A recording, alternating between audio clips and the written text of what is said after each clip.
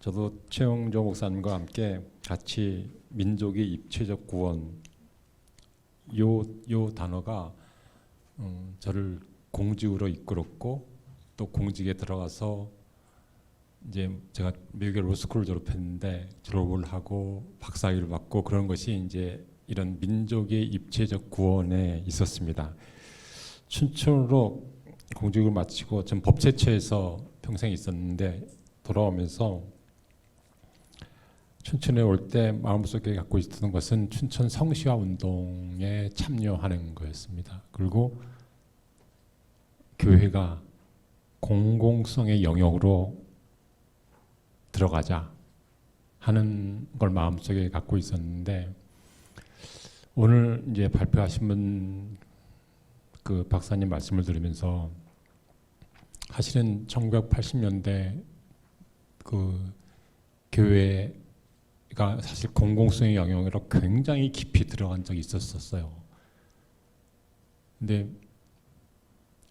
공공성의 영역에 들어갈 때 영성을 잃어버리면 이거는 참 어려운 것 같아요. 전 이제 저의 오늘 발표의 고민은 그 영성을 지키면서 어떻게 이 교회가 공공의 영역으로 들어가서 문을 열어 나갈까 요것에 초점을 맞추겠습니다. 이제 첫 번째 이야기는 50년 성시화 운동 시작된 지 50년인데 너무나 많은 성과가 있었습니다. 지금 춘천에서 이루어지는 홀리클럽, 뭐 기관장, 기도회, 조창기도회, 직장 선교연합회 다 그런 꿈을 갖고 시작되고 있었는데 이걸 계승 발전시켜야 되지 않겠는가. 그거는 출발점을 성시화 운동 본부에서 잡았습니다. 성시화 운동 본부의 저희 미션이 전 교회가 전 복음을 전 시민에게인데 이게 개인 구원의 영역인 것처럼 느껴지는 거예요. 전 교회가 전 복음을 전 시민에게까지 머물러 있는 거예요. 이거를 전 영역으로 라는 단어를 넣어서 미션을 좀 아마 민족의 입체적 구원이란 말하고 지금까지 갖고 있던 미션은 같은 말이기 때문에 이건 바꾸는 게 아니고 용어 좀 정비하는 차원으로 좀 봐도 되지 않겠나 싶습니다.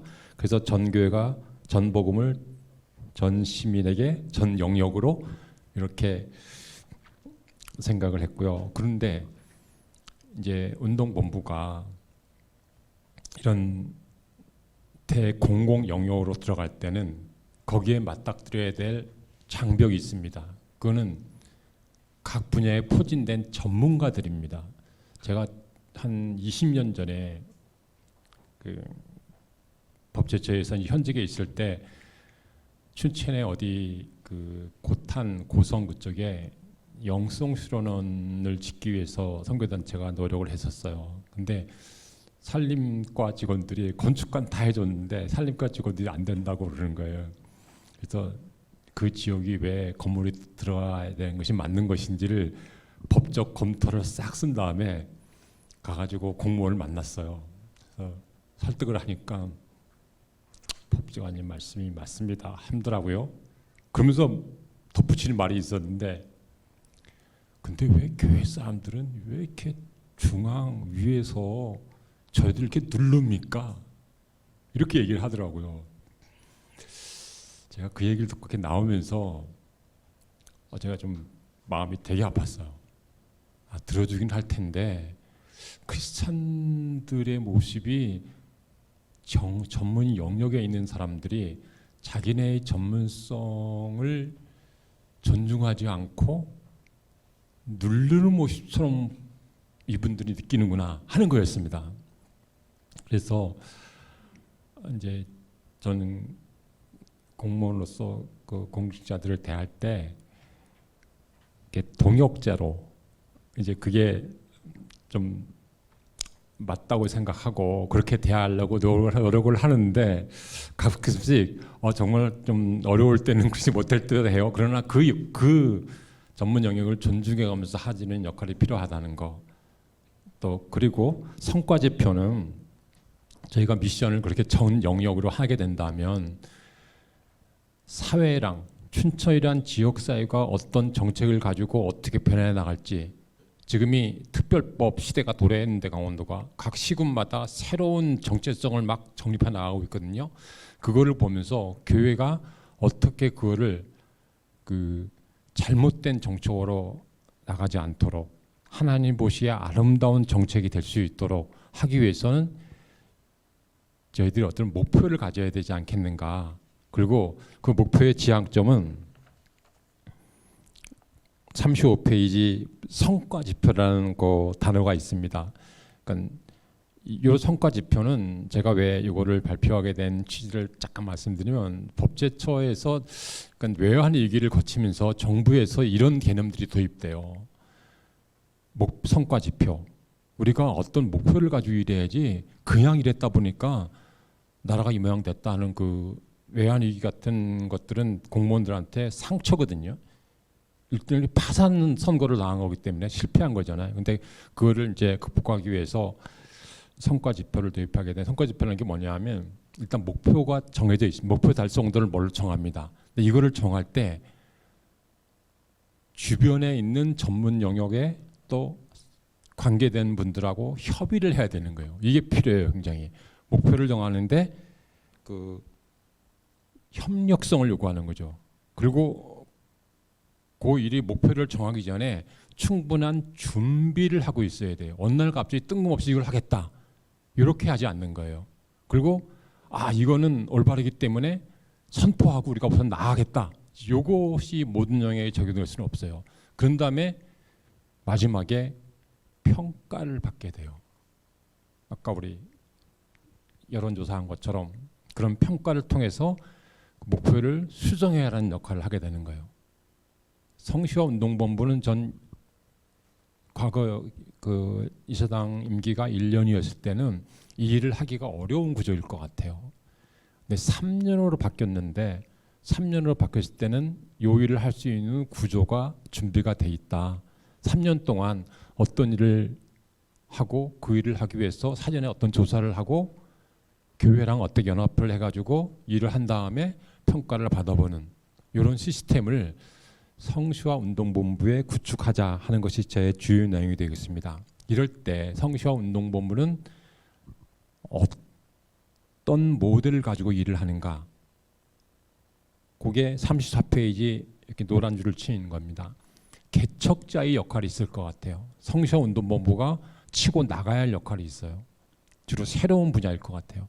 두 번째는 중개자 역할이에요. 사회 영역별로 성시화운동본부가 중개해서 교회랑 연결한다든지 그런 게 이제 중개자 역할일 거예요. 후원자는 성시화운동본부에서 이 춘천 성시화라는 것이 굉장히 이제 그 국가적으로 세계적으로 퍼져나가고 있는데 이 요원들을 양성한다 할까요? 과거의 민족복음화 양성처럼 민족복음화 전도 강습하는 것처럼 성시화라는 도시를 입체적으로 변화시키기 위해서는 전문 분야별로 공직, 공공 분야, 창업, 교육, 복지 이런 분야별로 하나님의 그리스도의 심장을 가지고 그 일을 할 수 있는 사람들을 소수라도 전문적으로 양성하는 거, 이런 것들을 하는 것이 후원자 역할일 것 같아요. 이렇게 정리한 다음에 이제 35페이지부터 한번 예시를 한번 해봤던 겁니다. 춘천이 어린이가 굉장히 살기도인 도시로 한다면 그러면 어린이 전도를 좀 해야 되지 않겠는가. 그러면 이런 어린이 전도 같은 운동 같은 거는 성시화운동본부가 개척자이면서 또 중개자 역할을 할 수 있겠죠. 그리고 36페이지 세 번째 보면 일교회, 일사회운동. 한 교회가 춘천에 앞으로 특별법 만들면서 더 많이 바꿔질 텐데 그 영역별로 요 영역은 우리 교회가 맡아서 하겠다. 근데 이런 거를 성시화운동본부가 중개자로서 역할을 하는 거죠. 사업 목록을 쭉 뽑고 교회가 참여 교회가 나오고 중개를 한 다음에 거기에 필요한 전문적인 그 매뉴얼들을 제공해 주는 거. 그리고 이제 30페이지는 교회 분쟁 문제는 저도 서울 속 다니던 교회가 큰 분쟁을 겪으면서 이게 교회 밖으로 뛰어나가서 전 지역 사회의 근심이 되더라고요. 교회 안에서 해결할 수 있도록 하는 것으로서 한번 운동본부에 이런 뭐 교육연합회나 운동본부에 이런 일을 할 수 있었으면 하고 바라서 넣어봤고요. 대사회운동의 예시로는 이제 성시 도시개발, 도시정책개발이 되겠습니다. 이런 것, 이런 역할들, 그리고 제가 의미 있게 봤던 것이 30페이지에 있는 성시 아카데미입니다. 이게 그 혁신적인 기독 공직자라든지 창업, 이런 산업 분야 이런 걸 양성하는 그 과정을 만들어서 운영하는 것을 목표를 삼고 3년 동안 이제 요번에 임기가 끝나고 또 새로운 임기가 시작될 텐데, 그때 3년 동안 할 때는 이렇게 그 공공 영역으로 나갈 때는 그냥 아이디어를 가지고 자의적으로 막 실행하는 것이 아니라 이런 전문적인 그 토대를 갖추고 준비해서 나가는 것을 제안하고자 이렇게 발표를 하게 되었습니다.